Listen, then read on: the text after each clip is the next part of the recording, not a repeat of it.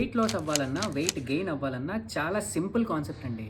జనాలు దాన్ని కాంప్లికేట్ చేస్తారంతే. ఇది సింపుల్‌గా అర్థమయ్యేలాగా 3 స్టెప్స్‌లో చెప్తా. ఫస్ట్ థింగ్, అసల మెయింటెనెన్స్ క్యాలరీస్ అంటే ఏంటో మనం అర్థం చేసుకోవాలి. మనకి ఒక రోజులో బ్రతకడానికి ఎన్ని క్యాలరీస్ కావాలో దాన్నే మెయింటెనెన్స్ క్యాలరీస్ అంటాం. సింపుల్‌గా చెప్పాలంటే మనం బతకడానికి, తిరగడానికి, కూర్చోడానికి, తినింది అరగడానికి కావాల్సిన ఎనర్జీనే మెయింటెనెన్స్ క్యాలరీస్ అంటాం.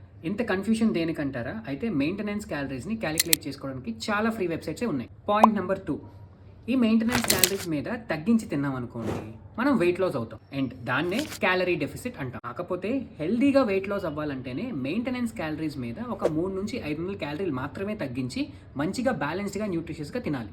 పాయింట్ నెంబర్ 3, ఇదే మెయింటెనెన్స్ క్యాలరీస్ మీద మనం పెంచి తిన్నాం అనుకోండి, అప్పుడే మనం వెయిట్ గెయిన్ అవుతాం. దీన్నే క్యాలరీ ఎక్సెస్ అంటాం. కాకపోతే తినమన్నారు కదా అని చెప్పి ఎంత పడితే తిన్నాం అనుకోండి, వెయిట్ పేరుతో కొవ్వు పెంచుకుంటాం. హెల్దీగా వెయిట్ పెరిగేటప్పుడు కూడా మనం మెయింటెనెన్స్ క్యాలరీస్ మీద ఒక 500 క్యాలరీలు పెంచి రెగ్యులర్గా వర్కౌట్ చేస్తూ మజిల్ పెంచుకుంటూ పెరగాలి. మ్యాటర్ ఏంటంటే మీరు వెయిట్ లాస్ అవ్వాలన్నా, వెయిట్ గెయిన్ అవ్వాలన్నా ఈ బేసిక్స్ అయితే మీకు అర్థం కావాలి. అండ్ వీటిల్లో ఏది చేయాలన్నా మీకు చాలా ఓపిక కావాలి. ఎందుకంటే ఇది లాంగ్ టర్మ్కి కన్సిస్టెంట్గా చేయాలి. ఈ కాన్సెప్ట్ గురించి ఇంకేమైనా డౌట్స్ ఉంటే కింద కమెంట్ బాక్స్లో అడగండి. అలాగే మీ ఫ్రెండ్స్ అందరికీ ఇది షేర్ చేయండి.